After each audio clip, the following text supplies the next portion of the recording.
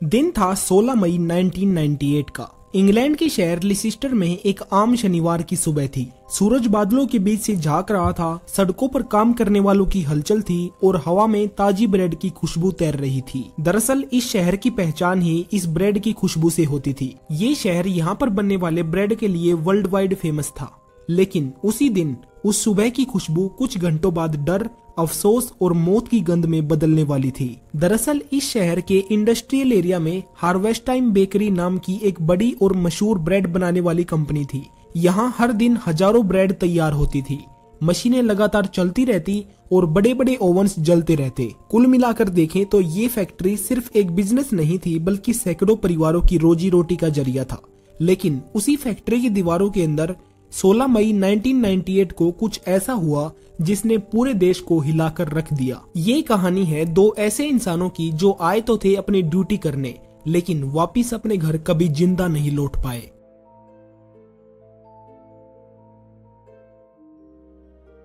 सुबह करीब 11:30 बजे फैक्ट्री की तीसरी लाइन पर अचानक एक छोटी सी गड़बड़ी होती है। एक कन्वेयर बेल्ट का हिस्सा टूट गया और ये वो हिस्सा था जो गर्म ओवन के अंदर ब्रेड ट्रे पहुंचाने का काम करता था। अब ये समस्या छोटी थी, लेकिन प्रोडक्शन काम रुक जाता है। हर मिनट रुकने का मतलब था नुकसान, और नुकसान किसी को मंजूर नहीं था। फैक्ट्री मैनेजमेंट ने तुरंत फैसला लिया कि इसकी मरम्मत की जाए। ओवन बंद कर दिए गए, लेकिन बस 2 घंटे पहले। कोई ये भी नहीं सोच सका कि अंदर की स्टील दीवारें अभी तक तप रही हैं।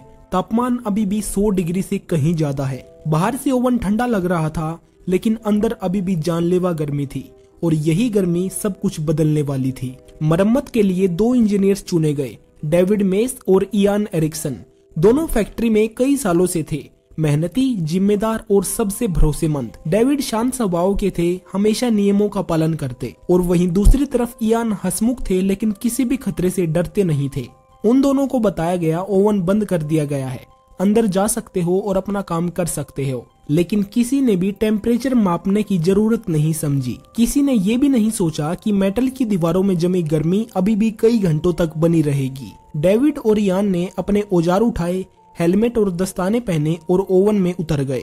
बाहर से सब नॉर्मल लग रहा था, लेकिन ओवन के अंदर जाते ही दोनों ने महसूस किया कि हवा काफी भारी है और सांस लेने में दिक्कत हो रही है। यहाँ की गर्मी देखकर ये लोग अपने सुपरवाइजर को कहते हैं कि यहाँ पर काम करना पॉसिबल नहीं है, हमें जल्दी बाहर निकालो। लेकिन उनका सुपरवाइजर ये जवाब देता है कि जल्दी करो, तुम्हारे पास ज्यादा टाइम नहीं है, इस काम को रिपेयर करना ही होगा। ओवन के अंदर कन्वेयर बेल्ट के नीचे वो हिस्सा था जिसे बदलना था। इयान उसे रिपेयर करने के लिए झुकते हैं, लेकिन स्टील का बोल्ट इतना गर्म था कि उनके दस्ताने पिघलने लगे। उन्होंने पीछे हटकर सांस ली कि यहाँ पर काम नहीं हो पाएगा। डेविड ने कहा, बस ये आखिरी वाला हिस्सा ठीक कर लेते हैं, फिर बाहर चलते हैं। लेकिन ये किसे पता था कि ये आखिरी मिनट उनकी जिंदगी की ही आखिरी मिनट साबित होने वाली है। कुछ मिनटों बाद वॉकी टॉकी पर हल्की हल्की आवाजें आई, यहाँ बहुत गर्मी है, हमें बाहर निकालो।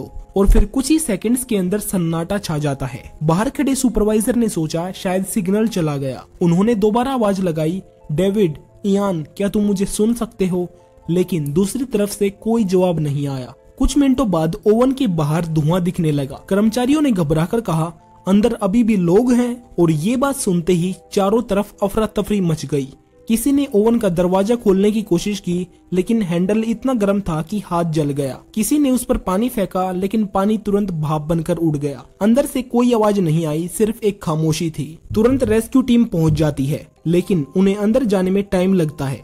ओवन के अंदर तापमान इंसान के लिए इम्बेरेबल था। बिजली काटी गई, हवा ठंडी करने की कोशिश की गई। हर मिनट की देरी मौत बन रही थी। करीब 17 मिनट बाद जब दरवाजा आखिरकार खोला गया तो अंदर से भाप का एक झोंका बाहर आया। अंदर का सीन देखने लायक नहीं था। मेटल की दीवारें झुलस चुकी थी और कन्वेयर बेल्ट मुड़ चुका था, और ओवन के फर्श पर 2 इंसान गिरे पड़े थे, डेविड और इयान। दोनों की हालत बेहद सीरियस थी। इयान हल्की हल्की सांस ले रहा था, लेकिन डेविड पूरी तरह बेहोश हो चुका था। दोनों को तुरंत अस्पताल ले जाया गया। पैरामेडिक्स ने बताया उनके फेफड़े अंदर से जल गए हैं। गर्म हवाओं ने उनकी सांसों को जहर बना दिया था। रात करीब 9 बजे दोनों ने दम तोड़ दिया, पहले इयान फिर डेविड, और इस तरह 2 परिवार हमेशा के लिए बिखर गए। अगले दिन फैक्ट्री में चारों ओर सन्नाटा था। मशीनें बंद थी, ओवन ठंडे थे, लेकिन दीवारों में अभी भी उस दिन की गंध थी। जली हुई रोटी और धुएं जैसी। सैकड़ों कर्मचारी वहां खड़े थे, कोई रो रहा था तो कोई चुप था, किसी के पास भी कोई शब्द नहीं थे। कंपनी ने बयान जारी किया, ये एक हादसा था, लेकिन ये बात सब जानते थे कि ये एक लापरवाही थी। इसके बाद जांच शुरू होती है। हेल्थ एंड सेफ्टी एग्जीक्यूटिव यानी HSE की टीम ने फैक्ट्री का निरीक्षण किया। उन्होंने हर दस्तावेज देखा, कर्मचारियों से पूछताछ की और हकीकत सामने लाई। रिपोर्ट ने बताया कि फैक्ट्री ने सुरक्षा के कई नियम तोड़े थे। ओवन को ठंडा करने का कोई सटीक प्रोटोकॉल ही नहीं था और अंदर जाने से पहले टेम्परेचर भी नहीं मापा गया। इसके साथ ही ओवन में कोई इमरजेंसी एग्जिट या अलार्म ही नहीं था जो उन्हें बचा सके। और सबसे बड़ी बात, कर्मचारियों को बिना किसी सुरक्षा के अंदर भेज दिया गया था। रिपोर्ट में लिखा गया कि अगर कुछ और घंटे इंतजार कर लिया जाता तो 2 जिंदगियां बच सकती थी। जब ये मामला कोर्ट पहुंचा तो अदालत ने कहा कि ये हादसा नहीं बल्कि एक फेलियर है। फैक्ट्री प्रबंधन ने नियमों को अनदेखा किया, प्रोडक्शन को प्रायोरिटी दी गई और अपने कर्मचारियों की जान जोखिम में डाली गई। दोनों कंपनियां फ्रेशा बेकरीज और हार्वेस्ट टाइम लिमिटेड दोषी पाई गई। फ्रेशा कंपनी पर 2.5 लाख यूरो और हार्वेस्ट टाइम पर 1 लाख यूरो का जुर्माना लगाया गया। साथ ही कोर्ट की लागत और सुरक्षा उल्लंघन के लिए कई लोगों को सजा भी दी गई, लेकिन जुर्माना कभी किसी इंसान की भरपाई नहीं कर सकता। डेविड और इयान के परिवारों को जो दर्द मिला उसकी कोई कीमत नहीं थी। डेविड की पत्नी लिंडा ने मीडिया से बताया कि वे हमेशा कहते थे कि फैक्ट्री सेफ है और वे अपना काम करने जा रहे हैं। उन्हें अंदाजा तक नहीं था कि वो उनका आखिरी दिन होगा। इयान की पत्नी ने रोते हुए कहा कि वे सुबह निकले थे ये कहकर कि शाम तक लौट आएंगे और ये उनके आखिरी शब्द थे जो हमेशा उनके कानों में गूंजते रहेंगे। वहीं दूसरी तरफ कई अखबारों ने लिखा कि उनकी मौत से नियम बदले, लेकिन उनके परिवार को कभी न्याय नहीं मिला क्योंकि कंपनी ने जो जुर्माना दिया था वो उनके परिवार वालों तक कभी पहुंच ही नहीं पाया। ये कहानी सिर्फ 2 लोगों की नहीं थी, ये हर उस इंसान की कहानी है जो काम के नाम पर जोखिम उठाता है और हर उस सिस्टम की जो जल्दी करने के लिए जिंदगियां कुर्बान कर देता है। इस हादसे के बाद फैक्ट्री में कई बदलाव किए गए।